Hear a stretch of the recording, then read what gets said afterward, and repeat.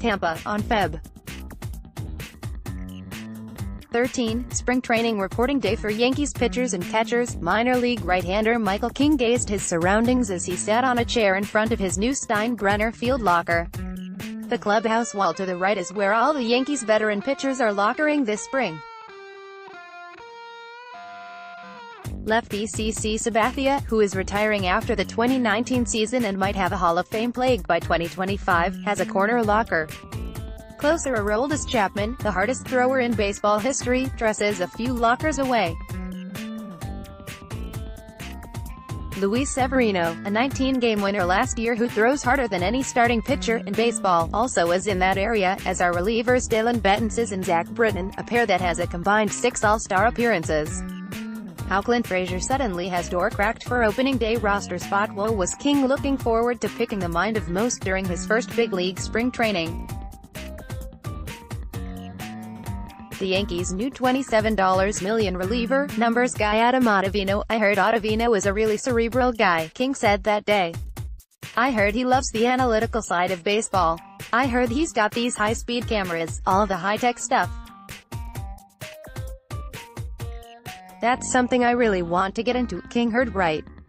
Unfortunately, he's missing out on possible tutoring due to pre-camp elbow soreness leading to his camp invite being revoked after one day, but the other Yankees pitchers are learning that the newest star in their bullpen beats to a different baseball drum. A 6'5" Brooklyn-born righty, Ottavino came home to pitch for the Yankees in January on a 3-year deal after becoming a bit of a self-made star pitching out of the Colorado Rockies bullpen. Ottavino, 33, is convinced that his year-round analytical study of every pitch that he's thrown since around 2010, off-seasons included, has as much to do with his maturation as talent, 100%, because you have to adapt in baseball, especially now, Ottavino said in a recent morning interview with NJ Advance Media. You can't fight the information. Hitters know everything about you when they face you, so even if you're having some level of success, every so often you're going to have to change up what you're doing because you become predictable. The numbers won't lie if you're throwing a breaking ball every time with 2 strikes. Hitters are going to know that, and they're going to adjust accordingly. Just the ability to adapt and get better is the name of the game if you want to stick around. What I do is just a constant process to stay ahead of things. What Ottavino does from the time he starts his off-season workouts until his season ends is study his practice and game. Pitches like a bright college student tries solving a tough calculus problem. During the season, I use the video people that the team provides, but in the off-season my video guy is me. I set up a camera myself on a tripod and I monitor it. I like to monitor things. When I don't monitor things, I can get into bad habits quickly. His video camera is a high-speed $16,000 Edgartronic SC2, which go way beyond tracking velocity. For instance, it measures spin rates on his pitches, which helped him come up with a cut fastball that complements his wipeout slider, one of baseball's best pitches. Earlier in his career, his studies led to more success with his heater, which keyed his emergence as a standout reliever for the Rockies after they claimed him off waivers from the St. Louis Cardinals with just 5 major league appearances on his resume. I think the first wave of it was realizing that the high fastball was working, said Ottavino, who pitched to a career-best 2.43 ERA last season as a setup man for the Rockies with 112 strikeouts in 77 2/3 innings over 75 appearances. I feel like I was one of the first people who picked up on that trend and I started throwing more high fastballs for a period in 2013 and 2014, and I was getting some success with that. From there, the whole league started to do it and then I just tried to look for other things. Ottavino constantly is adjusting to how hitters are attacking him. For instance, his high fastballs and nasty slider contributed to his 2.67 ERA in 2016, a season in which he returned from Tommy John surgery.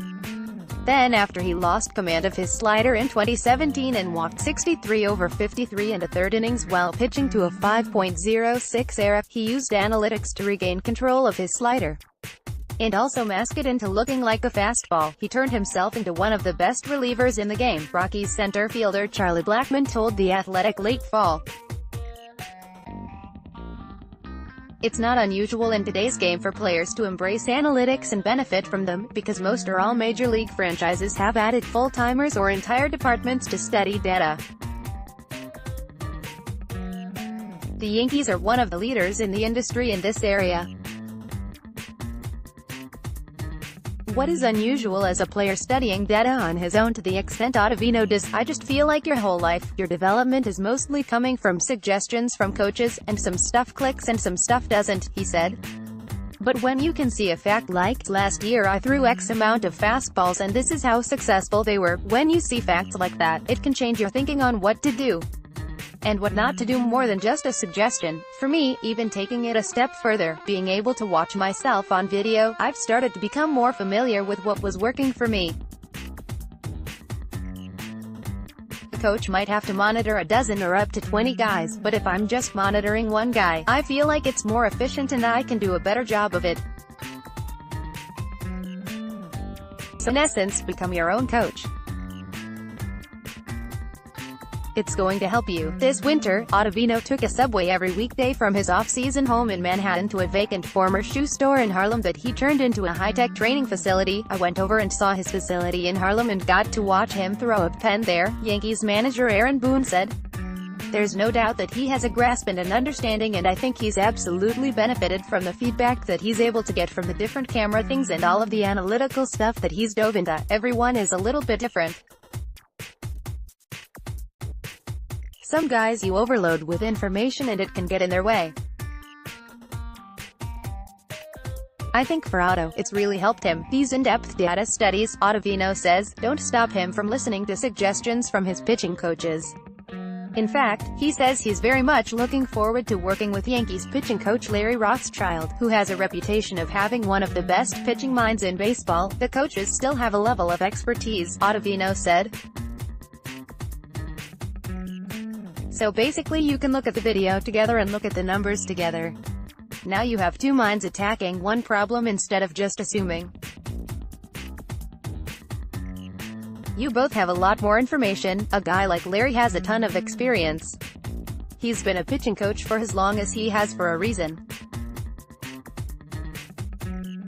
I want to look at things through a scope of what's been working and bounce ideas off a guy like that, but now I'm the one asking the questions instead of him dictating everything. It creates a better group attack to the problem as opposed to just master and apprentice. It's kind of a back and forth, and I think that's more productive. Whatever works, I don't think there's any question. Ottavino, diving into this like he has, maybe not changed, but really has helped his career, Boone said. Randy Miller may be reached at rmiller@newadvancemedia.com. Follow him on Twitter at Randy Miller. Find NJ.com on Facebook.